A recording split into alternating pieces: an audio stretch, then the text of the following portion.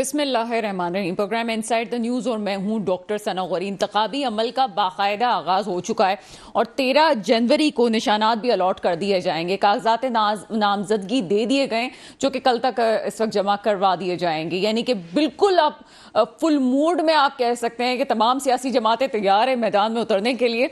लेकिन उसके साथ साथ नून लीग जो बहुत ज़्यादा अक्सरियत का दावा करती है, मैदान में उस तरह से फील्ड में काम नहीं करी जिस तरह से करना चाहिए। ना आपको वो जलसे जुलूस करते हुए नजर आ रहे हैं, ना उनकी कोई जो है वो फील्ड कंपेन है। कंपेन करते हुए सिर्फ आपको बिलावल भुट्टो जरदारी साहब नजर आ रहे हैं। इसके अलावा और कोई ऐसा कोई जमात नहीं है जो जलसे ये जुलूस करे या फिर अवाम के बीच में जाके ये बता सके कि जनाब हमने ये किया है और आगे हम ये करने वाले। ओवरऑल जितनी भी जमातें उनके पास इस वक्त अवाम को देने के लिए कोई भी ऐसा एजेंडा नहीं है कि जिसपे वो ये कह सके कि जनाब हमें ही वोट दिया जाए, क्योंकि पहले हमारी परफॉर्मेंस इतनी अच्छी रही है या पहले जो कुछ नहीं हो सका उसका हम यहां पे सामना करेंगे और आगे आपको बेहतर परफॉर्मेंस दे के जाएंगे। एक और चीज जो आज सामने आई और अभी तक कुछ देर पहले तक आखिर तक हमारे सामने आई, पंजाब बार काउंसिल की भी आ चुकी है। पाकिस्तान भर में जितनी भी पाकिस्तान काउंसिल के काउंसिल्स हैं और जितने भी वकला हैं उन्होंने इलेक्शन कमिश्नर पर सवाल उठा दिया है। ये इस वक्त इलेक्शन कमिश्नर पर सवाल उठाना और तमाम जमातों तमाम बार काउंसिल का एक ही मौकफ करना एक सवालिया निशान है। ये तो हो सकता है कि किसी एक जगह से आवाज उठे कि इलेक्शन कमिश्नर पे हमें एतमाद नहीं है, लेकिन तमाम वकला का इलेक्शन कमिश्नर पे एतराज उठाना ये एक अचंभे की बात है।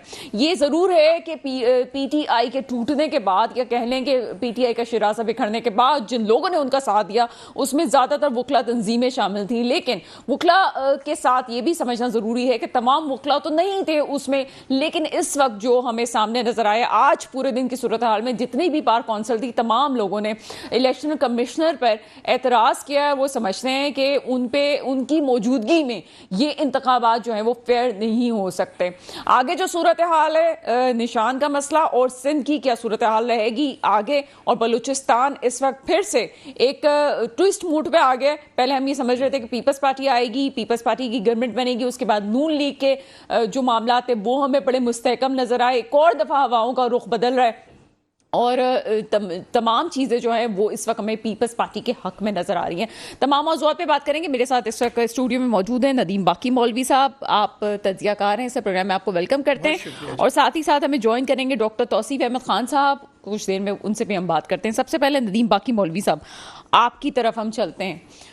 इस दफ़ा के जो इलेक्शंस हैं वो पाकिस्तान के तमाम इलेक्शन से थोड़े से में मुख्तलिफ नज़र आ रहे हैं, क्योंकि ये वाले जो इलेक्शंस हो रहे हैं इसमें मुल्क माशी अदम इस्तेहकाम का भी ज़्यादा शिकार है और माशी के साथ साथ हमें सियासी अदम इस्तेहकाम तो ज़रूर नज़र आ रहा है, क्योंकि एक पार्टी तकरीबन आउट हो चुकी है और अगर उसको वापस ले भी लिया जाता है तब भी वो परफॉर्मेंस नहीं दिखा सकेगी, उस तरह से वोट्स नहीं ले सकेगी, क्योंकि उनके पास इस वक्त लोग मैदान में लाने के लिए लोग नहीं। हो सकता कि अवाम की बड़ी तादाद हो। ओवरऑल सिनेरियो किस तरह से देखते हैं आप?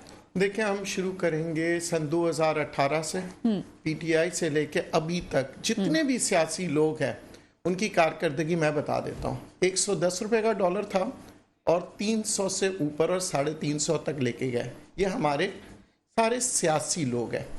दूसरी जानिब हम बात करेंगे डॉलर के अलावा पेट्रोल की कीमतें जनाब 300 से ऊपर के जानिब जा रही थी और ये कारनामा भी हमारे सियासी लोगों ने ही किया। फिर हम सियासी लोगों के बारे में कहेंगे इंटरेस्ट रेट्स की, जो सूद की हम बात करें या इंटरेस्ट रेट्स के हैं वो 6% से ले जाके 22% तक पहुंच गया। ये हमारे सारे सियासी कारकर जितने भी हैं, अब मैं किसी एक पार्टी का नाम नहीं लूँगा क्योंकि इसके अंदर पीडीएम भी है, पीटीआई भी है, तमाम पार्टियां हैं। तो अब अवाम ने जो सवाल करना है इन सब से कि जनाब आपकी हम सन 2018 से अभी तक तमाम पार्टियों की कारकर्दगी देख चुके हैं, मगर हाल ही में कुछ महीनों की जो हुकूमत थी जिससे कभी भी ज़िंदगी में हमने कभी सोचा भी नहीं था, उन्होंने जनाब 300 से नीचे ला के डॉलर को 280 पे ले आए, पेट्रोल को आप देख लें 60 रुपये कम कर दिया। तो अगर हम बात करते हैं चीज़ों की, क्योंकि अवाम चाहती है सहूलतें। कल तक तमाम लोग कहते थे जी इलेक्शन नहीं होंगे, इलेक्शंस नहीं होंगे और मुख्तलिफ किस्म की खबरें फैलाते थे। उसकी वजह से क्या होता था कि एक अनसर्टेनिटी का माहौल पैदा अच्छा, किया। अनसर्टेनिटी का माहौल तो अब काजी अब वो फाइज़ साहब खत्म हो ने गया। ख़त्म कर दिया, जी। उन्होंने मोहर लगा दी, और जिस तरह से हमें जो इंतखाबी अमल है वो अभी हमें होता हुआ नज़र आ रहा है, जैसे कागजात नामजदगी देने की बात कर दी है। लेकिन आगे जो हम सूरत हाल देख रहे हैं उसमें आप क्या समझते हैं कि इस वक्त एक और नारा लग रहा है, आप अगर बिजनेस की बात कर रहे हैं तो ये भी कहा जा रहा है कि निगरां हुकूमत के सेटअप में स्टॉक मार्केट 2000 पॉइंट पे पहुंच चुकी है, तो क्या इसका मतलब ये प्रेशराइज किया जा रहा है कि जनाब इसी सेटअप को चलने दें, वरना अगर कोई ऐसा फैसला आया या अगर सियासी अमल बदलेगा तो हो सकता है कि आगे स्टॉक एक्सचेंज जो है उस पर भी असर पड़े। तो ये ज़रूरी है कि स्टॉक एक्सचेंज पे असर इतना पड़ जाता है कि हम अपने सियासी अमल को या जमहूरी अमल को रोकने पे मजबूर हो जाएं? देखिए, हम स्टॉक मार्केट को इस वक्त साइड पे रख लेते हैं और हम बात करते हैं किन किन चीज़ों के ऊपर पाकिस्तान ने इन चंद माह में कामयाबी हासिल की। अफगान ट्रेड की अगर हम बात करते हैं, और अफगान में जो स्मगल्ड हो रहा था उसको रोका गया। उसके अलावा आप देखें, जो बैरूनी ताल्लुकात को बेहतर करते हुए अगर आज हम बात करें, 38% आपके एक्सपोर्ट जो है उसमें इजाफा हुआ है।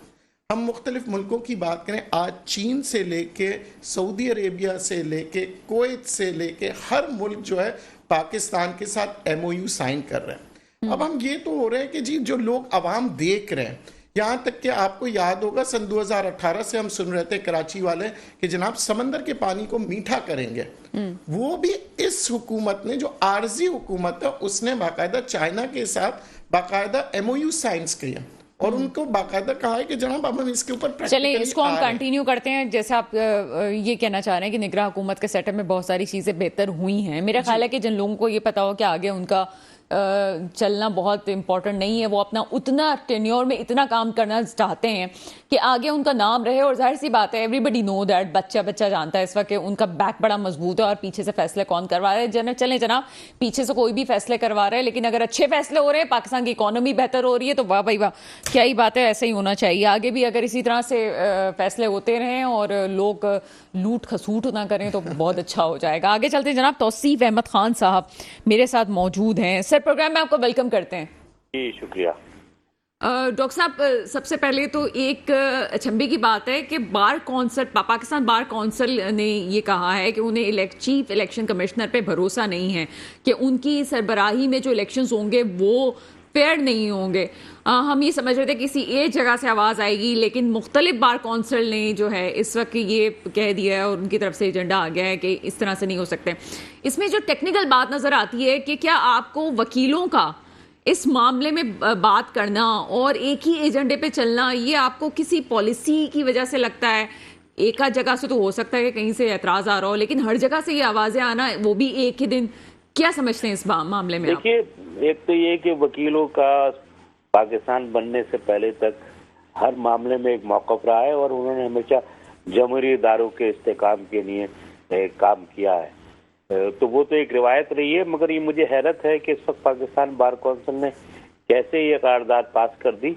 अच्छा, सिंध बार कौंसिल की करारदाद का आना, वो सुप्रीम कोर्ट बार एसोसिएशन का आना, सर एक घंटे पहले पंजाब से भी आ गया है बयान। हाँ, पंजाब से भी। ये कोई इतनी अहम बात नहीं, क्योंकि एक ही ग्रुप जो है इन सारी बार कौंसिल में बालादस्ती रखता है, तो वो पहले भी आता रहा है। मगर ये मुझे हैरत है, मैं, हमारे बहुत सारे दोस्त हैं और इन्होंने बार कौंसिल ने हमेशा जमहूरी अवतार के लिए जद्दोजहद की है, अदलिया की आज़ादी के लिए जद्दोजहद की है। इस वक्त चीफ इलेक्शन कमिश्नर को हटाने का मतलब ये है कि इलेक्शन मुलतवी कर दिए जाए, क्योंकि चीफ इलेक्शन कमिश्नर का तकर्रुर होगा सदर, वज़ीर आज़म और कायदे हस्ब इख्तिलाफ के दरमियान मशावरत से या पार्लिमानी कमेटी से। अब वो तो मौजूद ही नहीं है, तो इस वक्त तो हटाने का मतलब ये है कि ये जो सुप्रीम कोर्ट ने डेट दी है 8 फरवरी, वो बहुत पीछे चली जाए। तो मेरे लिए बहुत हैरत की बात है कि आखिर पाकिस्तान बार कौंसिल ने क्यों ये करारदाद पास की, और मेरा ख्याल इसकी वजाहत आएगी। मुझे तो सर, आपका तज्जिया क्या कहता है? आप क्या प्रेडिक्ट कर रहे हैं कि ये कोई इशारा इस तरफ भी है, जैसे कि पीटीआई का शिराजा जब बिखरा है तो जिन लोगों ने उनका साथ दिया वो वुकला तंजीमें ही थी, तो आपको लगता है कि पीटीआई भी इस वक्त मैदान से भागने की कोशिश कर रही होगी? खैर, पीटीआई को तो इजाजत ही नहीं मिल रही, वो तो वर्चुअल जलसा करते हैं, तो वो बंद हो जाता है नेट, तो उनकी तो मुमकिन ही तो बहुत मुश्किल हालात हैं। और मगर ये कि ये हैरत अंगेज बात है मेरे लिए कि पाकिस्तान बार काउंसिल ने इस तरह की करारदाद पास किए। मेरा ख्याल इसका कोई जवाब नहीं था।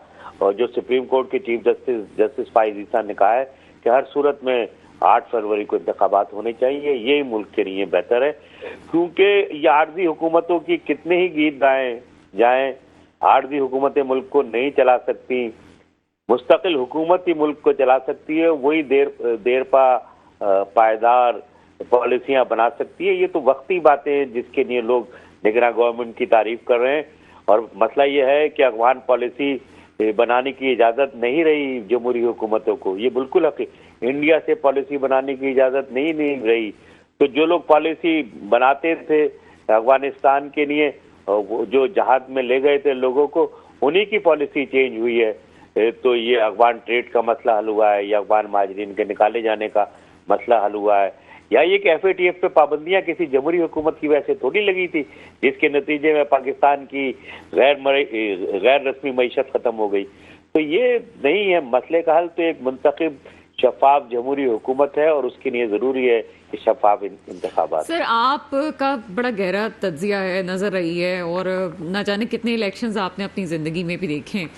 क्या आपने कभी कोई ऐसे इलेक्शंस देखे हैं जैसे अभी हो रहे हैं? छोटा सा कहीं का इलेक्शन होता है तो पहले से उसकी कैंपेन्स चलाई जाती हैं। इस वक्त आपको फील्ड में कोई नजर नहीं आ रहा कि आवाम में जलसे करके या आवाम में कोई बयानियां लेके जाए, कोई नैरेटिव देने के लिए? और कहने को तो वो कहते हैं जनाब हमारे पास अक्सरियत है, लेकिन कोई आपको इंतखाबात होने के हवाले से कोई गहमा गहमी फील्ड में नजर आ रही है कि आपको लगे कि हाँ जनाब फलां अपनी कैंपेन चला रहे हैं? देखिए, ये बिल्कुल बात सही है। पाकिस्तान में हमेशा इंतखाबी अमल को कमज़ोर किया जाता है और उसे गैर शफाफ रखा जाता है, और हमेशा ये कन्फ्यूजन पैदा किया जाता है कि इंतखाबात वक्त पे होंगे कि नहीं होंगे। तो ये कि हमेशा इंतखाबात के बारे में शक व शुबात इसलिए पैदा किए जाते हैं कि जो हुकूमत मुंतखब होकर आए वो कमज़ोर हो और वो इस्टेब्लिशमेंट की डॉक्ट्राइन को कबूल करे। तो इस दफ़ा तो क्योंकि सिविलियन के लिए स्पेस और कम हो गई है और इस्टेब्लिशमेंट ने इसकी स्पेस बढ़ गई है, तो बिल्कुल ही गैर यकीनी सूरत हाल है। और वाकई ये बात सही है कि बाज़ाहिर तो कोई कैंपेन नज़र नहीं आ रही, मगर इसमें देर नहीं लगती। 1 महीने के अंदर जो है माहौल बन जाएगा मुल्क में। अगर वाकई तमाम सियासी जमातों को इजाज़त दे दी जाए तो जनवरी के महीने में ही लोग तो जानते हैं ज़ाहिर सोशल मीडिया के ज़रिए, तो ये मोबिलाइजेशन का मसला नहीं है। ये तो फ़ौरन माहौल बन रहा है, बन जाएगा। जैसे ही नॉमिनेशन फाइनल होंगे और जलसों की इजाज़त मिलेगी और हुकूमत सिक्योरिटी फराम अगर वाकई करेगी तमाम जमातों को, तो फिर वाकई इंतखाबी मुहिम का जो कल्चर है वो हमें सामने नजर आएगा। लेकिन सर, उसके बावजूद भी बिलावल भुट्टो जरदारी साहब हमें KP में नजर आए कि वो काफ़ी एक्टिव होकर कैंपेन चला रहे हैं, और इस वक्त सिर्फ बिलावल भुट्टो जरदारी साहब के अलावा तो हमें कोई भी नहीं नजर आ रहा है इस वक्त। क्या कहते हैं आप सिंध की सूरत हाल? मियां नवाज शरीफ गए, कोयटा गए, वहाँ उन्होंने कुछ लोगों को शामिल किया। जरदारी साहब कोयटा गए, मुस्लिम लीग की पार्लिमानी पार्टी का इजलास हो रहा है, अवामी नेशनल पार्टी की पार्लिमानी पार्टी का इजलास हो रहा है, जमात उलमा इस्लाम पीपल्स पार्टी से मुज़ाकरात कर रही है, MQM GDA और मुस्लिम लीग नून इत्तेहाद कर रहे हैं। तो ये सब इलेक्शन ही तो है, और क्या है। लेकिन सर, ये अवाम के लिए क्या है? ये भी पहली दफा ये हो रहा है कि इलेक्शन से पहले ही सीट एडजस्टमेंट्स हो रही हैं। अवाम के लिए क्या हमेशा है? नहीं, ये हमेशा इलेक्शन से पहले तो सीट एडजस्टमेंट हो रही है। अब ये कि सियासी जमातों को चाहिए जो बुनियादी अवाम के मसाइल हैं उसको अपने मंशूर में शामिल करें, उसके लिए मोबिलाइजेशन करें। बदकिस्मती ये कि उसके लिए मोबिलाइजेशन नहीं करते तो हमेशा वो कमज़ोर पिच पे रहते हैं। तो वो उन्हें चाहिए कि राय अम्मा बिल्ड करें, और ये मेरा ख्याल है अगर यानी शफाफ तरीके से तमाम सियासी जमातों को इंतखाबी मुहिम चलाने की इजाज़त मिल गई तो आवाम के मसाइल को ज़रूर उन्हें अपने मंशूर में शामिल करना पड़ेगा। अगर वो जमात अगर चाहे कि आवाम उसकी हिमायत करे तो उसके लिए ज़रूरी हो जाएगा। तो ये शुरू तो होने दें, शुरू होगा तो इसके नताइज सामने आएंगे।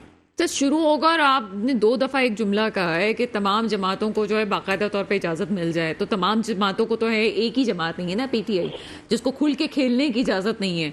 और अभी भी एक तलवार तो लटक रही है कि उनका जो साइन है, उनका जो निशान है, वो 13 जनवरी को उनको मिलता भी है कि नहीं मिलता। तो आपके खदशात इस तरफ हैं कि एक जमात जिसको पॉपुलर कहा जाता है वो फील्ड में होगी कि नहीं होगी? पख्तूनख्वा में पीटीएम पे भी पाबंदियां हैं। सिंध में भी कई जमातें ये कह रही हैं कि उन्हें यानी इस तरह हालात उनके लिए मौवाक़िफ़ नहीं है इंतजामिया की वजह से।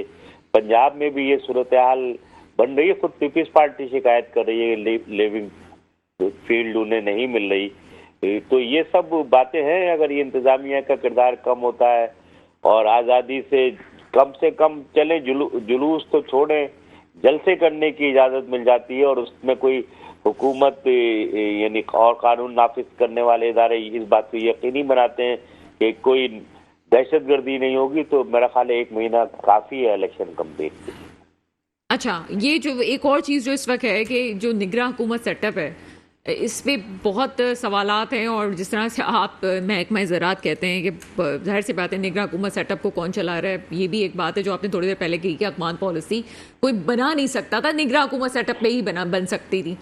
इस वक्त आपको लगता है कि अगर निगरान हुकूमत भी है और फिर निगरान हुकूमत के अंडर ही इलेक्शन कमीशन भी चलता है, तो क्या इलेक्शन शफाफ हो सकेंगे, नहीं हो सकेंगे? इस दफ़ा ऐसा भी एक बयानिया आ रहा है, एक सामने सोच आ रही है कि चूंकि इस वक्त मुल्क सबसे ज़्यादा अदम इस्तेहकाम का शिकार है, माशी तौर पे भी और सियासी तौर पे भी, तो हो सकता है कि इलेक्शन फेयर हो जाएं।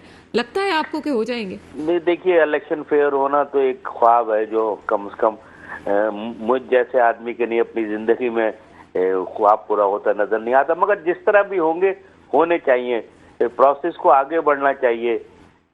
और मैं इस बुनियाद पे नहीं कि शफाफ नहीं होंगे तो नहीं होने चाहिए, किसी भी हद तक शफाफ होते हैं तो ज़रूर होने चाहिए। और इलेक्शन कमीशन और ये निगरान हुकूमत की जिम्मेदारी है कि शफाफ इलेक्शन के लिए तमाम किस्म के इक़दाम करे, तो ये जिस हद तक भी हो सकते हैं वो बड़ी कामयाबी होगी। चलें, इसमें मजीद बात करते हैं। वक्त हुआ एक छोटे से ब्रेक का। ब्रेक के बाद आपके सामने हाजिर होते हैं। ब्रेक के बाद आपके सामने हाजिर हैं। और जैसे इंट्रोडक्टरी पार्ट में हमने कहा, उसका सवाल अभी तक मुझे नदीम बाकी मौलवी साहब से नहीं मिला। नदीम बाकी मौलवी साहब, नून लीग का जो कॉन्फिडेंस है वो अपनी जगह मौजूद है। जिस तरह से उन्हें लाडला प्लस का खिताब दिया जा रहा है, वो माने या ना माने, इस वक्त वो ये भी कहा जा रहा है कि फिर चौथी दफ़ा वज़ीर आज़म बनने जा रहे हैं नवाज शरीफ साहब, लेकिन साथ ही साथ फील्ड में भी हमें नज़र नहीं आ रहे। और सिर्फ वो अपनी पार्टी कंपेन्स और पार्टी के उनमें इजलासों में ही हमें नज़र आ रहे हैं, बड़े एक्टिव नज़र आ रहे हैं। क्या समझते हैं, क्या सूरत हाल होगी आगे? क्या ऐसा है कि सूबे डिवाइड करने वाले हैं ये लोग और वही एक हुकूमत वापस से आएगी जैसे पहले हुकूमत ये लोग कर चुके हैं? क्या नज़र आ रहा है आपको? देखिए, अब जो भी हुकूमत आएगी वो मिक्स्ड हुकूमत आएगी और फिर सियासतदान सारे ही कहेंगे कि जनाब यहाँ पे रिगिंग हुई है, ये हुई है। उसकी वजह है जनाब कि रिगिंग नहीं हुई है। हमारे यहाँ मसला ये 70 सालों से जो जीता वो कहता है इंसाफ हुआ, जो हारा वो कहता है मेरे साथ ज्यादती हुई है। मगर अगर आप मैकेनिज्म्स को देखें, अब वो पहले जैसे हालात नहीं रहे कि आप आसानी से जो है ना इलेक्शंस में रिगिंग होगी। उसकी वजह यह है कि अब आवाम जाग चुकी है। अभी तक आप देख लें जितने भी सियासी लोग जो है क्या कह रहे हैं। मैं सिंपल सी मिसाल दूंगा कराची की। क्या कराची के जो वोटर्स हैं वो ये पूछते हैं जनाब आपने सड़क बनाई, आपने हमारे नाले बनाए, आपने हमारे लिए पानी किया, आपने हमारे बच्चों के लिए तालीम जो है सस्ता किया। खाने पीने की बात करते हैं तो ना रोटी रहा, ना कपड़ा रहा, ना मकान रहा। 5 रुपए की रोटी को आप 25 रुपए तक। अच्छा, ये पुराना हो गया जी, हम कसूरवार नहीं है, दूसरे कसूरवार है, हमारे पास इख्तियार नहीं है। तो अगर इख्तियार नहीं है तो सबसे कम इख्तियार होता है ये जो मौजूदा हुकूमत है। ये जो मौजूदा हुकूमत के बारे में हम बातें करते हैं, इनकी इख्तियारात तो बहुत कम होते हैं, बहुत कमज़ोर होते हैं। तो ये जब कर सकते हैं तो हमारी जमहूरी हुकूमत जो 5-5 साल मुख्तलिफ आप देखें पार्टियों के साथ मिलकर हुकूमत करती रही है, उनके पास सिवाय बहाने के कुछ नहीं है। तो आज अगर हम बात करते हैं यहाँ सियासत की, चाहे नून लीग हो, पीपल्स पार्टी हो, MQM हो, PTI हो, हमारे पास अवाम क्या कहती है कि जनाब ये महंगाई के जिम्मेदार कौन है आखिर? चले हम मैं कहता कि सन 2018 में जब हुकूमत आई थी 110 का डॉलर था, जनाब 50 पे ले आए थे। सर, महंगाई के जिम्मेदार की तो बात ही नहीं है ना। हमने तो 25 साल की 50 साल की प्लानिंग ही नहीं की। हमारे पास क्या डेवलपमेंट का इदारा है? हमारे पास ऐसा कौन सी इंडस्ट्री है जो पैसा पैदा करती है? वो कौन सी चीज़ है जो एक्सपोर्ट होकर बाहर जाके लोगों के काम आ रही है और इतनी तादाद में पैदा हो रही है कि हमें आगे नस्लें चलाएंगे? बताइए कि इन 40-50 सालों में सियासतदान के पास कौन सी कारखाने हैं जो सब अमीरों ने जब सियासत में आए थे तो कोई मोटरसाइकिल पे आया था, कोई गरीबों की पार्टी लेके ऑल्टो में आया था। आज 8-8 करोड़ की गाड़ियों में, लैंड क्रूजरों में 50-50 गनमैनों के साथ घूम रहे हैं। तो इसकी कॉस्टिंग है, तो ये कौन सी इनकी सनदें चल रही है, कौन से कारोबार है जहां पे आप देखें रहे, बेशक आप 120 गज के मकान पे रहे, मगर 8 करोड़ की गाड़ी है। लेकिन सर मुझे पता नहीं क्यों वो बात मौलाना जफर अली खान का जो शेर है उसमें एक दूसरा जुमरा है कि ना हो खुद ख्याल जिन कौमों को अपनी हालत बदलने का, कुछ ऐसा ही है उसका जुमला। जब कौम का खुद हालत नहीं बदलने का ख्याल होगा तो मैं क्या सियासतदानों को बोलूं और क्या किसी और को बोलूं और क्या मैं कहूं कि इस्टेब्लिशमेंट ने क्या कर दिया। कुछ तो आप में भी टैलेंट है ना, कुछ मुल्क को आप लोग भी दे दें जनाब। ऐसा तो नहीं है कि आप रियासत अगर इस हालत में है तो आपको भी पता है कि मुल्क को कौन लूट रहा है, कौन खा रहा है, आपके साथ क्या मसाइल हैं। कुछ तो आवाम को खुद भी सोचना चाहिए कि आपके बच्चे कहाँ क्या कर रहे हैं, किस सिमत जा रहे हैं। आप सोचें तो बहरहाल लंबी बात हो जाएगी, लेकिन इस वक्त ये सोचने की जरूरत है। प्लेटफॉर्म में कहना चाहिए बच्चे जो वीडियो गेम्स भी खेल रहे हैं वो क्यों खेल रहे हैं, जरा जाके देखें उसमें क्या कुछ हो रहा है। जब लोगों का, मुल्कों का, नौजवानों का दिमाग आप बिल्कुल 360 डिग्री पे चेंज करने जा रहे हैं तो कौन सी हालतें बदलेंगी। आप ये सोच लें जनाब कि आपका दिमाग किस तरफ जा रहा है। अगर मुल्क के हालात बुरे हों और ये आप समझते हो, वहाँ पे जब मुल्क आज़ाद हुआ था, जब यहाँ पे जब इंडिया पाकिस्तान बना था तो कोई तीसरी कुव्वत नहीं आई थी आपको बचाने के लिए। यहाँ पे ही कोई उठा था और चीज़ों को बेहतर करने की कोशिश की गई थी। यहाँ से हम में ही कोई होगा जो कि बेहतर करेगा, अदरवाइज चीज़ें बेहतर होने वाली नहीं है। अब ये आपका मुल्क है, आपका मुस्तकबिल है, आपका बच्चा यहाँ पे रहता है, आप ये सोचेंगे नस्लें कैसे परवान चढ़ रही है। आगे चलते हैं जनाब। मेरे साथ इस वक्त मौजूद है मुस्तफ़ा अब्दुल्ला बलोच साहब, पीपल्स पार्टी से आपका ताल्लुक है। ऐसे प्रोग्राम में आपको वेलकम करते हैं। Thank you Sana. मुस्तफ़ा अब्दुल्ला बलोच साहब, हवाओं का रुख बदलता है, सरफराज बुगटी आपकी तरफ आ जाते हैं। अचानक क्या हुआ है ऐसा कि कोई सीट एडजस्टमेंट कोई बड़े पैमाने पे हुई है या अंदरूनी कुछ मामला ऐसे हुए हैं कि जनाब फलां जगह आप हुकूमत कर लें, फलां जगह ये हुकूमत कर लें। अभी तक तो बलूचिस्तान में आपके कदम जो है वो उखड़े हुए महसूस हो रहे थे, अचानक से लगता है कि हवाएं बदल चुकी हैं। क्या आपका तज्जिया है? देखें, कुछ भी नहीं है इसमें सना। इसमें दरअसल पीपल्स पार्टी की जो लीडरशिप है उसकी मुस्बत सोच और दूरअंदेशी का ये रिजल्ट है कि जरदारी साहब की जो एक कहा जाता है कि एक जरदारी सबसे यारी, तो उन्होंने जितने भी लोग जो हमसे दूर किए जा रहे थे, सर मेरे सुनने में मसला हुआ, ये यारी था या भारी था? दोनों है, लेकिन जरदारी साहब कहते हैं कि आप इसको यारी कहें तो ज्यादा बेहतर है। चलें ठीक है। वो बिलीव करते हैं कि लोगों को जितना आप मिला के चलें उतना ज्यादा बेहतर है, मुल्क की मुफाद में बेहतर है, बजाय आप पोलराइजेशन करके और चोर चोर डाकू डाकू करके जो है वो, जैसे आज एक लाहौर बार एसोसिएशन में जो चेयरमैन बिलावल साहब ने एक बड़ी जबरदस्त बात की। उन्होंने कहा कि आज खान साहब इंटरनली ये पैगाम पहुंचा रहे हैं कि मैं बात करने को तैयार हूँ सबसे। तो खान साहब तब जब दूसरों को चोर चोर बोलते थे और आज खुद गड़ी चोर बन के जो है उनके ऊपर एक ठप्पा लग गया है, तो उस वक्त अगर शायद बात कर लेते या उस वक्त लोगों से हाथ मिला लेते तो शायद ये दिन ना देखना पड़ता। और दूसरी बात ये कि जो खान साहब दूसरों पे इल्जाम लगाते थे, आज उनको एहसास हो रहा होगा कि आज जब खुद पे बारी आती है तो कितना तकलीफ होता है। तो ये जो पोलराइजेशन वाली जो सियासत थी, इसने ही पाकिस्तान को इस नहज पे पहुंचा है। और मेरे चेयरमैन ने आज यही कहा कि अब अगली जनरेशन जो है उसको खुद सोचना चाहिए कि हमें कौन आगे मुस्बत सियासत के लिए आगे हमें ले जा सकता है। हमें 5 साल या 10 साल की पॉलिसी नहीं बनानी, हमें अगले 50 साल की पॉलिसी बनानी है, क्योंकि इस तरह ये जनरेशन आगे प्रोग्रेस नहीं कर पाएगी अगर हम 5-5 साल की पॉलिसीज बना के आगे मूव करें और शॉर्ट टर्म पॉलिसीज बनाएं जिसमें एक मोटरवे बना दिया या एक मेट्रो स्टेशन बना दिया। ये हल नहीं है। हमें लॉन्ग टर्म पॉलिसीज चाहिए, हमें वो पॉलिसी चाहिए जो पाकिस्तान की यंग जनरेशन को, जो कि 60% ऑफ यूथ है, उसको उनको उनके पैरों पे खड़ा करे और उनको इतना डेवलप करे कि कल को पाकिस्तान किसी IMF या किसी वर्ल्ड बैंक का मोहताज ना हो। सर बातें आप बहुत अच्छी कर रहे हैं, मुझे बड़ा जन्नत का माहौल लग रहा है, पॉजिटिव। मैं इसको पॉजिटिव कहती हूँ। लेकिन अगर आप यूथ की बात करते हैं, और यूथ में सबसे इंपॉर्टेंट ये है कि हमारे आपके जो जहन बनते हैं, जहन साजी होती है, वो तालीम से होती है, और सिंधी तालीम में सबसे बहुत पीछे। अच्छा, मेरा एक सवाल है। मैं ये समझ नहीं पा रही कि आप जो चीजें कह रहे हैं कि यूथ और 6 करोड़ 6.5 करोड़ जो वोट है, हमारा जो वोटर है, और उससे फिर बच्चा जो अभी वोटिंग लिस्ट में आएगा 2028 में, क्या है उनके पास एजेंडा देने के लिए? एक सवाल मेरा भी था, जरा इसको ऐड कर लेते हैं।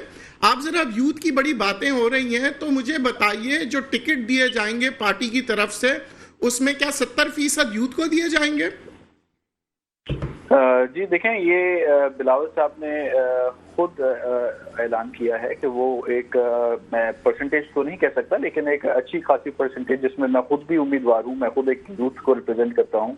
यूथ रिप्रेजेंट और यूथ होना बड़ा फर्क हो जाता है। सर बात करने दें, वो खुद भी यूथ को प्रेजेंट कर रहे हैं। As a young politician I am representing my party, तो दैट्स इनफ कि मैं वहाँ पे आपको नुमाइंदगी भी कर रहा हूँ और मैं इलेक्शन में कंटेस्ट भी इंशाल्लाह करूंगा। तो कहने का मकसद है, चेयरमैन साहब ने हमेशा ही प्रमोट किया है यंगस्टर्स को, चाहे आपके केपीके में हो, चाहे आप पंजाब में जैसे गिलानी साहब के जो बेटे हैं उनको भी चांस दिया गया, और सिंध में आप देखें मोहम्मद मेहर साहब को भी चांस दिया गया, he is also in mid 30s। तो अराउंड अगर आप 30 से 35 तक की एज के लोगों को अगर इन्फ्लक्स करेंगे पॉलिटिक्स में, उनको लेके आएंगे, चाहे वो कहीं से भी उनका ताल्लुक हो, तो मेरे ख्याल में ये एक मुस्बत स्टेप होगा। बजाय आप, और ये मैं नहीं कह रहा कि आप जो पुराने आपके जो सीजन पॉलिटिशियंस उनको एक्सक्लूड कर दें सिस्टम से, जाहिर है आपको उनकी भी जरूरत है, लेकिन यंग ब्लड की जो है वो जरूरत है, जिसमें जैसे खान साहब ने तो सुहाने ख्वाब दिखाए थे यूथ को, और लेके वो किन को लेके आए, आजम स्वाति, बोजदार, परवेज खटक, महमूद खान, इनमें से कौन यूथ था, मुझे आप बताएं। सर मेरा मुद्दा ये नहीं है, मेरा मुद्दा ये है कि ये तो चले नदीम बाकी मौलवी साहब ने आपसे सवाल किया, मेरा मुद्दा ये है कि 2000 से लेके ये 2018 2023 ये यहाँ पे कौन से ऐसे यूथ के लिए, एजुकेशन के लिए प्रोग्राम हुए हैं कि जो आज वोट डालने वाला बच्चा है उसकी एजुकेशन पे बड़ी तवज्जो दी गई हो, या उसकी जहन साजी पे? हम कैसे कह सकते हैं कि वो इस वक्त इतना मेच्योर दिमाग का है कि आप उसको मुल्क की बागदौड़ भी देंगे, या आगे आने वाला जो बच्चा है जो कि 2028 वाले इलेक्शंस में मेच्योर होगा और बात कर रहा होगा और वोटिंग का हक दे रहा होगा? तो कोई तालीम की पॉलिसी तो नहीं है हमारे पास। पीपल्स पार्टी भी 15 साल से सिंध में है और सबसे ज़्यादा पीपल्स पार्टी पे और सिंध की हुकूमत पे एतराज़ उठाया जाता है। आप लोगों की हुकूमत पे तालीम का स्कैंडल तो सबसे बड़ा है, क्या जवाब देंगे इस बारे में? देखें, तालीम के सेक्टर पे अगर आप बात करती हैं तो उस पर मेरी ज़ाती राय ये है कि इसमें सबसे ज़्यादा जो कॉम्पिटेंसी है, जो इंटरनेशनली भी उसको पजीराई मिलती है, वो आईटी सेक्टर है। उसमें हम बहुत पीछे हैं, उसमें हम कलेक्टिवली एज अ नेशन हम बहुत पीछे हैं। उसमें मैं किसी को ब्लेम नहीं करूंगा, मैं ये कहूंगा कि हमें शायद उतनी अवेयरनेस ही नहीं थी। हमारी आईटी के एक्सपोर्ट जो है वो मेरे ख्याल में ज़्यादा से ज़्यादा $1 बिलियन होगी, और इंडिया की आईटी एक्सपोर्ट देखें तो वो मेरे ख्याल में 300-400 बिलियन डॉलर पे पहुंच चुकी है। तो हम कंपैरिजन ही उस चीज में हमारा नहीं हो रहा दुनिया से।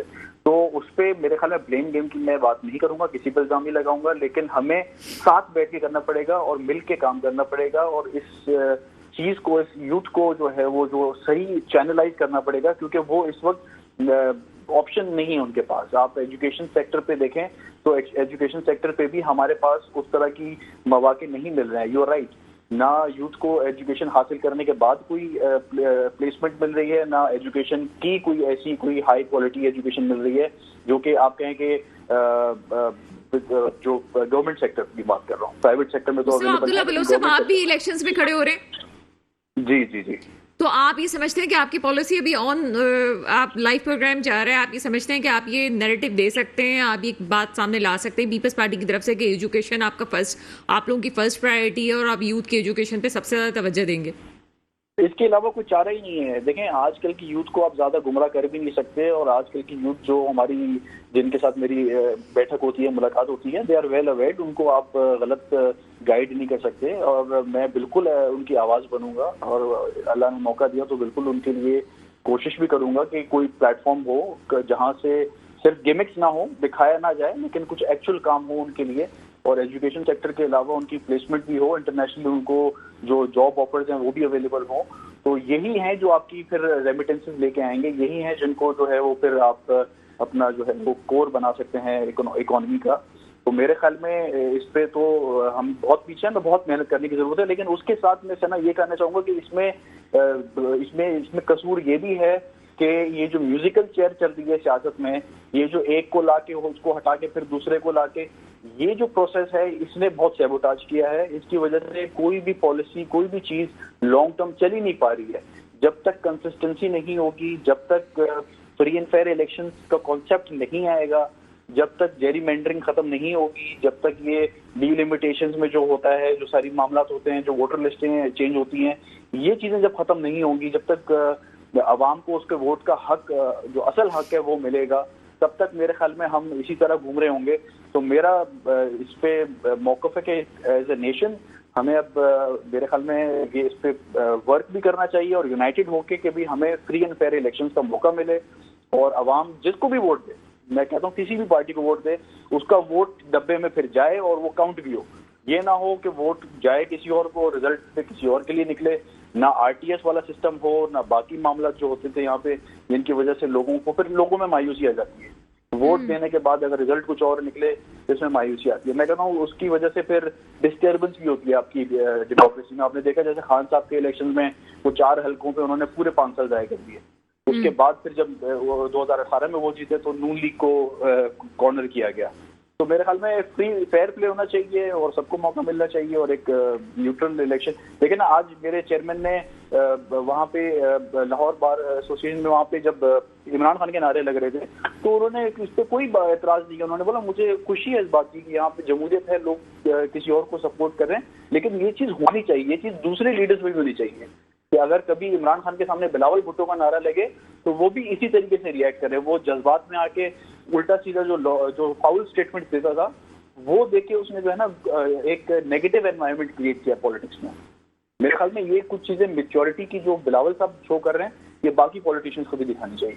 बिल्कुल ठीक है। मुस्तफा अब्दुल्ला बलोच साहब मेरे साथ रहिएगा। मेरा ख्याल है नदीम बाकी मौलवी साहब, ये बड़ी अच्छी मुझे चीज़ नज़र आ रही है, पता नहीं इसमें रियलिटी है कि नहीं है, लेकिन कुछ दिनों पहले मैंने एमक्यूएम के रहनुमाओं से भी मुलाकात की। उनका भी एक पॉइंट ऑफ व्यू जब मेरे सामने आया, तमाम क़यादत मेरे सामने थी, वो कह रहे हैं हम नहीं, आप किसी को भी वोट दें, लेकिन आप जो है आप काम सब करें और जो काम कर रहा है आप उसका साथ दें। हम काम कर रहे हैं, हमसे हमारा साथ दें, हम भी साथ देंगे।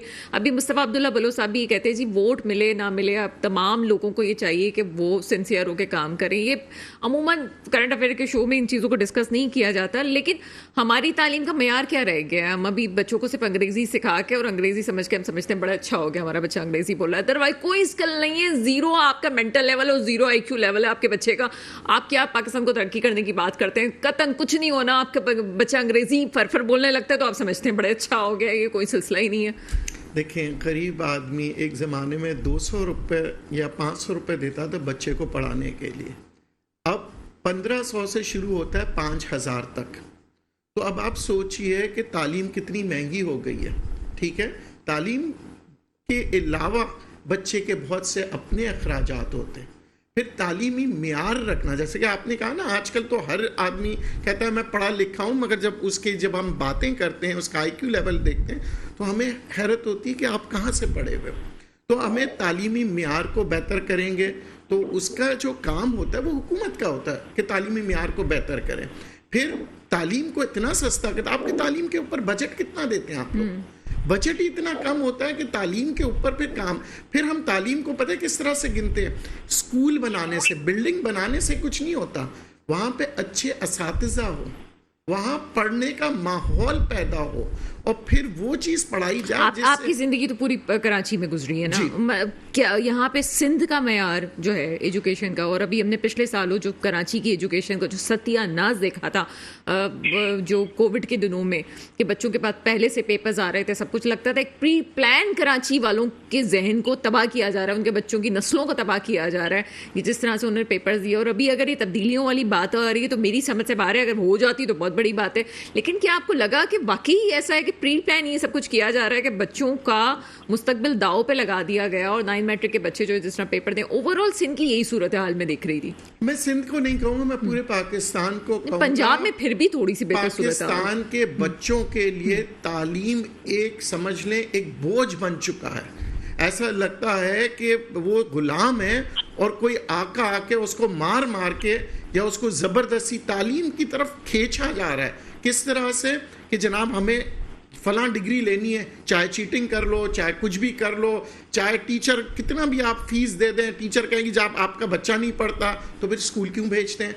तो इस किस्म का जब निज़ाम जब तक हम नहीं बदलेंगे ना, हम तालीम क्या कहते हैं, अभी अगर आप कहते हैं कि तालीमी याफ्ता, हमारे पास बड़े डिग्री वाले लोग हैं जिनके पास तालीम नहीं है, तो हमारे पास सिर्फ एक कागज़ है, एक डिग्री है।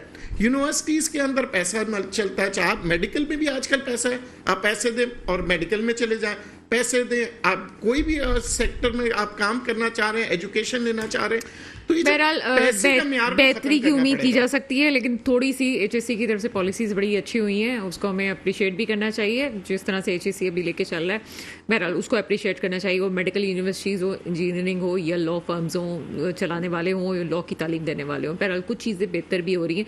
एक छोटा सा ब्रेक है, ब्रेक के बाद मजीद सियासत पे बात करेंगे। ब्रेक के बाद आपके सामने हाजिर है एक और परसेप्शन जो सामने आ रहा है, एक जो परसेप्शन हमको बहुत अरसे से बचपन से देखते आ रहे हैं कि जनाब जब भी कोई डिक्टेटरशिप होती है या फिर कोई ऐसी हुकूमत होती है जो कि अवाम की वोटों से नहीं है बल्कि बैठ गई आके, उन हुकूमतों में सेटअप बड़ा अच्छा होता है, जबकि जमहूरी सेटअप अच्छा नहीं होता, उसमें लूट खसूट ज़्यादा होती है और मामला ऐसे होते हैं जनाब के लोग अपनी अपनी तिजोरियाँ भर रहे होते हैं, एक दूसरे को चोर डाकू साबित कर रहे होते हैं।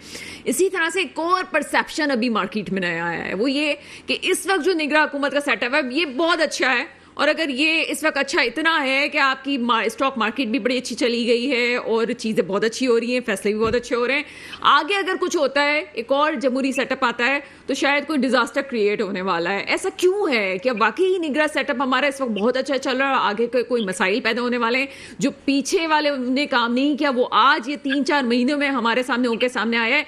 क्या है सिलसिला? मुस्तफा अब्दुल्ला बलोच साहब, आपसे पूछूंगी कि क्या आपको लगता है कि ऐसा कोई परसेप्शन क्रिएट किया जा रहा है? देखें, ये जाहिर है, ये जो केयर टेकर गवर्नमेंट थी, इसको ज़रूरत से ज़्यादा टाइम मिल गया और वो एक हालात कहें या जो भी उनको एक मौका मिल गया जिसकी वजह से एक शायद परसेप्शन बिल्डअप कराया गया, या कि मीडिया के जरिए कराया गया, या कुछ जैसे हमारे ये कुछ जर्नलिस्ट हैं, सोहेल वड़ाइट साहब, उन्होंने भी बड़े इस पे कॉलम्स लिखे कि इसको और मजीद आगे शायद किया जाएगा। और मतलब एक पब्लिक में एक, मैंने आपको लास्ट टाइम भी शो में कहा था कि एक कंफ्यूजन नजर आ रही है कि इलेक्शंस होंगे या नहीं होंगे। तो शुक्र है कि सुप्रीम कोर्ट ने इसमें इंटरवीन करके अनाउंस कर दिया। लेकिन ये मेरे ख्याल में देखिए, ये अवाम समझती है केयर टेकर गवर्नमेंट जो भी हो वो बुनियादी अवामी मसाइल हल नहीं कर सकती। ठीक है, उनको इख्तियार ज़्यादा मिल गए थे इस दफ़ा, और लास्ट पार्लियामेंट में कुछ लेजिस्लेशन भी हो गई थी कि फाइनेंशियल क्राइसिस से पाकिस्तान गुजर रहा है तो उनको एक एक्स्ट्रा पावर दिए जाए इमरजेंसी में। तो ठीक है, उसके हिसाब से उन्होंने जो अपनी अगर परफॉर्मेंस दिखाई होगी तो ठीक है। लेकिन लॉन्ग टर्म में, क्योंकि वो टेक्नोक्रेट्स थे और ज़्यादातर 70% और जो भी उन पोजीशन से बैठे थे उनका अवाम से राब्ता नहीं था। तो जैसे मैंने आपको एक शो में आपके लास्ट टाइम भी बताया था कि मेरे हल्के में पानी की लाइन जो है वो काट के चले गए, तो फिर पब्लिक जो है वो किसको ढूंढे, कौन सा लोकल बॉडी मिनिस्टर यहाँ पे अवेलेबल होगा, केयर टेकर गवर्नमेंट का कहाँ बैठता है, कहाँ इसका दफ्तर है, वो मिलेगा नहीं मिलेगा। तो ये 100 सवाल होते हैं जो एक आम पब्लिक की तरफ मतलब वो परेशान होती है। जब एक इलेक्टेड नुमाइंदा होता है तो लोग पहुंच जाते हैं उस तक, अपने मसाइल हल कर देते हैं, या हमारे पास आते हैं, हम अगर लोकल विंग के हल्के के हैं तो हमारे पास आते हैं, अपने मसाइल बताते हैं। लेकिन अगर इलेक्शन ही नहीं होंगे या इलेक्शन ना होते तो फिर वो अवाम जो है वो बिल्कुल ही कंफ्यूज पोजीशन में होती है, उनको नजर नहीं आता कि हम किस तरफ जाएं। तो ये मेरे ख्याल में ये बिल्कुल होना ही था, और इलेक्शन ही हल हैं, और एक जमहूरी जो सेटअप है वही अच्छा हो या बुरा हो। मैं नहीं कह रहा कि सारे जमहूरी सेटअप जो आते हैं वो अवामी खिदमत करते हैं उस तरह जो अवाम जिस तरह एक्सपेक्ट करती है, लेकिन हल यही है, उसका कंटिन्यूएशन होना जरूरी है। और उसमें अवाम अगर किसी को नहीं पसंद करती तो उसके पास बैलेट का एक इख्तियार होना चाहिए कि उसको वो रिजेक्ट करे। लेकिन उसको हटा के जमहूरी सिस्टम को, पार्लिमानी सिस्टम को साइड पे करके आप अगर केयर टेकर गवर्नमेंट को रखें और उससे आप एक्सपेक्ट करेंगे वो परफॉर्म करेगी और वो अवामी मसाइल हल करेगी, तो मेरे ख्याल में ऊपर तो कॉस्मेटिक आप कर देंगे, उसको दिखा देंगे दुनिया में, अखबारात में उनकी पॉजिटिव स्टेटमेंट देने से दिखा के या पॉजिटिव नंबर्स दिखा के। लेकिन जो इंटरनल जो इश्यूज होंगे जो इंटरनल जो रियलिटीज होंगी उनको आप छुपा नहीं सकते। वो मेरे अच्छा ख्याल में मुस्तफा अब्दुल्ला बलोच साहब, बड़ा रेलिवेंट क्वेश्चन आपकी जमात के हवाले से। एक तरफ साबिक चेयरमैन पीटीआई को बड़ी पजीराई मिली, यूथ की तरफ से स्पेशली बहुत पजीराई मिली थी, क्योंकि एक नया चेहरा था और यूथ चूंकि खुद भी साबिक चेयरमैन पीटीआई सिर्फ सियासत में नहीं, एक पूरी दुनिया में उनका एक नाम है, इससे इनकार नहीं किया जा सकता। सियासत में वो पाकिस्तान में कैसे रही, ये एक अलग बहस है। इसी तरह से बिलावल भुट्टो जरदारी साहब भी एक फेस लेके सामने आए हैं, उनकी गुफ्तगू, उनका एक जोश और वलवला, एक नया बयानिया, एक नई चीज़ सामने आ रही है। किस तरह से पीपल्स पार्टी इस चीज़ को पब्लिक के सामने लाएगी और कितने डिटरमिन्ड हैं खुद बिलावल भुट्टो जरदारी साहब के वो पार्टी की पहले की सियासत से मुख्तलिफ सियासत करेंगे और कुछ पाकिस्तान को नया डिलीवर करके जाएंगे? देखें, ये जो खान साहब ने बीज बोया है जिसमें इंतशार और यूथ को एक हेट्रेड जो उन्होंने यूथ में डाली है, उसको खत्म होने में टाइम लगेगा समय, वो ओवरनाइट नहीं हो सकता। उसको आप ये नहीं कह सकते कि खान साहब जेल चले गए तो वो खत्म हो जाएगा, या जेल से बाहर निकलेंगे कल तो वो खत्म हो जाएगा। वो अब रहेगा, उसको खत्म होने में कुछ वक्त लगेगा। लेकिन बिलावल साहब अपना काम कर रहे हैं, वो खान साहब के खिलाफ कभी स्टेटमेंट बातें नहीं कर रहे या उनकी नेगेटिव सियासत की बातें नहीं कर रहे, वो अपनी परफॉर्मेंस की बात कर रहे हैं, वो अपनी सियासत की बात कर रहे हैं, अपना जो उनका जहन काम कर रहा है, जो अपनी वो सोच रखते हैं, वो उसके हवाले से बात कर रहे हैं। और जाहिर है, he is young, he is youth, तो वो लोगों को कनेक्ट कर सकते हैं। उनकी जितनी मुलाकातें यंगस्टर्स के साथ होती हैं जिनमें, तो वो मेंटल लेवल कनेक्ट होता है यूथ का उनके साथ। खान साहब ने ठीक है एक यूथ को उन्होंने पुल किया, लेकिन जब हुकूमत मिली तो यूथ के नुमाइंदे नजर नहीं आए उन फोरम्स पे, यूथ के लिए कोई स्कीम नहीं आई, यूथ के लिए कोई प्रोजेक्ट्स अनाउंस नहीं हुए। खान साहब का जो अनाउंस जो उन्होंने इलेक्शन से पहले किया था कि हर जिले में एक क्रिकेट ग्राउंड बनाएंगे, मुझे तो हर जिले में नहीं, मुझे हर सूबे में कोई ग्राउंड नजर नहीं आया नया। मुझे तो वही जो क्रिकेट के ग्राउंड्स हैं वही बुरे हाल में फिर नजर आए। इवन जो क्रिकेटर्स थे जो डोमेस्टिक क्रिकेट खेलते थे वो रोने लग गए थे, क्योंकि उनको खान साहब ने जो है ना, ये जो उनकी जो गवर्नमेंट जॉब्स थी, जो बैंक के तवज्जो से वो खेले होते थे, वो सारा सिस्टम उन्होंने तहस नहस कर दिया। मतलब जिस शोबे से उनका ताल्लुक था क्रिकेट के, उस शोबे में ही भी उन्होंने कोई परफॉर्मेंस नहीं दी। तो मुझे नहीं लगता कि लोग भूल चुके हैं, कुछ लोगों को इनकी ये चीजें याद हैं, कुछ मेरे ख्याल में हम भी कोशिश करेंगे याद दिलाने की। लेकिन खान साहब ने जो यूथ को अट्रैक्ट किया होगा, मैं वो नहीं कह रहा कि नहीं किया होगा, लेकिन मेरे ख्याल में वो एक बबल था जो कि मेरे ख्याल में आहिस्ते आहिस्ते उसका असर खत्म होता जाएगा। और जिस तरह अब देखें ना, लोगों को डोमेस्टिक इश्यूज हैं, लोगों को फाइनेंशियल इश्यूज हैं। मेरा जो एक खास क्वेश्चन है ना इस मामले में, वो अभी आपकी तरफ से मैं एक और दफा क्लियर कर दूं कि एक बार बात होती है कि पाकिस्तान में अगर कोई नई चीज़ लानी है तो हमें 20वीं सदी की सियासत को पीछे छोड़ना होगा। तो अगर 20वीं सदी की सियासत को पीछे छोड़ना होगा और बिलावल भुट्टो जरदारी साहब भी पीपल्स पार्टी का एक न्यू फेस और एक नई पॉलिसीज़ को लेके सामने आ रहे हैं, वो किस हद तक नई पॉलिसीज़ को लेके आगे आएंगे? क्योंकि ये भी कहा जा रहा है कि उनकी सोच में और पार्टी पॉलिसीज़ में मुख्तलिफ फ़र्क नज़र आ रहा है। तो आप क्या समझते हैं कि इस वक्त जिस तरह से बिलावल भुट्टो जरदारी साहब की आवाज़ को पसंद किया जा रहा है यूथ में, क्या वो उस पर बरकरार रहेंगे? बिल्कुल बरकरार रहेंगे। उन्होंने अपना मौकफ बिल्कुल चेंज नहीं किया। आपने आज भी उनकी अगर स्पीच सुनी है, उन्होंने अपना फोकस ही यूथ पे किया है और वो करते रहेंगे। और जाहिर है पार्टी के अंदर एक स्ट्रक्चर होता है और पार्टी के अंदर जाहिर है जहाँ जरदारी साहब की बुर्दबारी की जरूरत है, वहाँ तो जाहिर है वो अपनी जिस तरह बलूचिस्तान में वो नाराज लोगों को, जिस तरह बलूचिस्तान सिंध में जो पार्टी के कुछ दूसरे लोग दूसरी पार्टी में जा चुके थे उनको वापस लाना, पंजाब में KPK में जो वो कर सकते हैं जाहिर है वो कर रहे हैं। लेकिन जो यंगस्टर्स को अट्रैक्ट करना और उनके हवाले से जो फ्यूचर प्लानिंग करनी है, वो तो मेरे ख्याल में बिलावल साहब बखूबी कर रहे हैं और वो जानते भी हैं और उनको पता भी है कि इस वक्त यूथ के मसाइल क्या हैं। बहुत शुक्रिया मुस्तफा अब्दुल्ला बलोच साहब, वक्त हमें आपका मौक़िफ़ मेरे पास आ गया, आपकी तरफ चलते हैं। नदीम बाकी मौलवी साहब, यही सवाल आपके पास लेके जाऊंगी, 1 मिनट है हमारे पास, कि क्या आप समझते हैं कि बिलावल भुट्टो जरदारी साहब जो एक नया फेस लेके सामने आए हैं, नई पॉलिसीज़ हैं, आपको लगता है कि ये आगे भी चलेगा या आपको लगता है ये सिर्फ इलेक्शन कैंपेन्स है बस? देखिए, कहने में और करने में बड़ा फर्क होता है। पूरी टीम बदलनी पड़ेगी। अगर 70% आप देख रहे हैं कि यूथ को टिकट दिया जाता है और सिर्फ 30% बुजुर्गों को दिया जाता है, इसका मतलब है something change is coming up. फिर आपको जो है ना, जो चीज़ें बोल रहे हैं उसका अमलन बताना पड़ेगा। कि अगर हम फर्ज करें कि जी हम कराची की बात करते हैं कि कराची के सड़कें बना देंगे, तो क्या कराची की सड़कें बनाने के लिए आप कितने पैसे रखेंगे?